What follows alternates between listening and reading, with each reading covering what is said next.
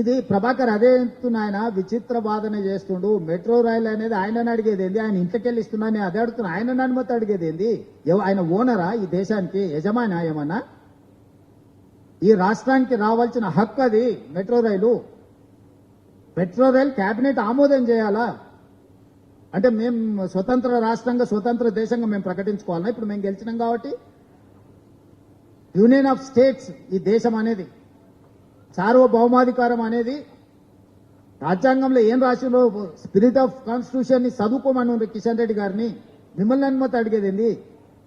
మీరేమన్నా యజమానులా మిమ్మల్ని అనుమతి అడగడానికి? I'm not subservient to anyone, any individual. Definite గా తీర్మానం చేసి అసెంబ్లీలో తీర్మానం చేసి తీసుకొని వెళ్తాం. కిషన్ రెడ్డి ఎట్లా ఏ విధంగా క్లియరెన్స్ తీసుకొస్తాడో చూద్దాము. వాట్స్ ఇదో ఖచ్చితంగా ఇప్పుడు భాష అనేది ఇష్టంతో నేర్చుకునేది. భాష అనేది తీసుకొచ్చి రుద్దితే ఎవరు ఊరుకోరు.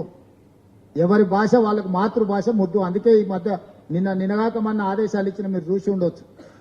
తెలుగు భాషను ఖచ్చితంగా నిర్బంధంగా అన్ని పాఠశాలలలో అమలు చేయాల్సిందని రాష్ట్ర ప్రభుత్వం నిర్ణయం తీసుకుంది. మేము ఈ మధ్యకాలంలో ఇచ్చిన జీవోలు కూడా వ్యవసాయ శాఖకు కానీ ఇతర శాఖలకు సంబంధించిన ప్రధానమైన జీవోలు కూడా మేము తెలుగులోనే ఇస్తున్నాం.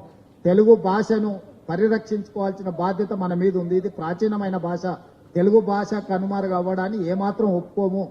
యూపీఎస్సీ పరీక్షలను కూడా తెలుగులో నిర్వహించాలని డిమాండ్ చేసినాము. కాంగ్రెస్ పార్టీ ప్రాంతీయ భాషలకు అత్యంత ప్రాధాన్యత ఇస్తుంది. వివిధ భాషల వివిధ సంస్కృతుల సమ్మేళనమే భారతదేశము. ఒక భాషను ఒక సంస్కృతిని ఇతరుల మీద రుద్ది రాజకీయ ప్రయోజనం పొందాలని ఎవరని చూస్తే అది కుదరదు. ప్రజలు తిరస్కరిస్తారు.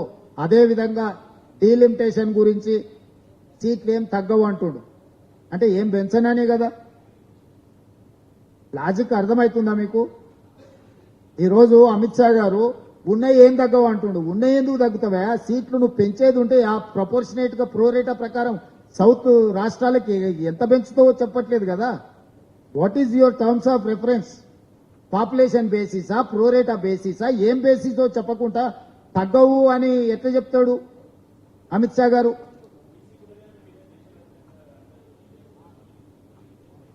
రాహుల్ గాంధీ గారు ఆల్రెడీ పార్లమెంట్ లో మాట్లాడిండు, ఆల్రెడీ బీహార్ లో మాట్లాడిండు. జాతీయ నాయకత్వం దీన్ని ఒక మోడల్ కింద తీసుకెళ్తుంది. అన్ని పార్టీలతో జాతీయ నాయకత్వం చర్చిస్తుంది. పకడ్బందీగా చేయడం తెలంగాణ కాంగ్రెస్ పార్టీ యొక్క బాధ్యత. ఇది పకడ్బందీగా చేస్తున్నాం, చట్ట రక్షణ కల్పిస్తున్నాం. 100% పార్టిసిపేట్ చేస్తాం. ఆ ఇష్యూను మొట్టమొదటి నుంచి లేవనెత్తుతున్నదే నేను. జాతీయ స్థాయిలో నేనే లేవనెత్తినా, కేరళలో నేనే మాట్లాడినా, దానివల్ల జరగబోయే పరిణామాలు ఏంటో కూడా నేను వివరించే ప్రయత్నం చేస్తున్నా.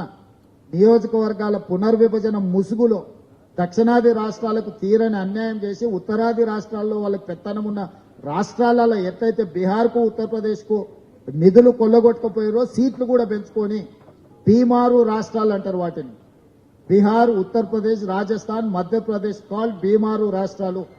బీమారు రాష్ట్రాల సీట్లన్నీ పెంచుకొని దక్షిణాది అసలు సీట్లతోని ఓట్లతోని పని లేకుండా శాశ్వతంగా బీజేపీ అధికారంలో ఉండాలని కుట్ర చేస్తుంది. ఇది తీవ్రమైన సంక్షోభాన్ని దేశంలో సృష్టించబోతుంది. నువ్వు మొత్తం ఎన్ని సీట్లు పెంచదలుచుకున్నావు ఫస్ట్ అది నిర్ణయం జరగాలి. ఆ పెంచే సీట్లు ఏ విధి విధానాల ప్రకారం నువ్వు పంచదలుచుకున్నావో అది నిర్ధారణ జరగాలి. ఇవాళ ఒకవేళ 50% సీట్లు పెంచదలుచుకున్నప్పుడు ఉత్తరప్రదేశ్ లో ఉదాహరణకి 80 సీట్లుంటే 120 సీట్లు ఆడ వచ్చినాయి అనుకో, 40 తెలంగాణలో పెరగాలి. ప్రపోర్షనేట్ గా పెరగాలి. ప్రపోర్షనేట్ గా పెరగనప్పుడు 1971 సెన్సెస్ తీసుకోవాలి.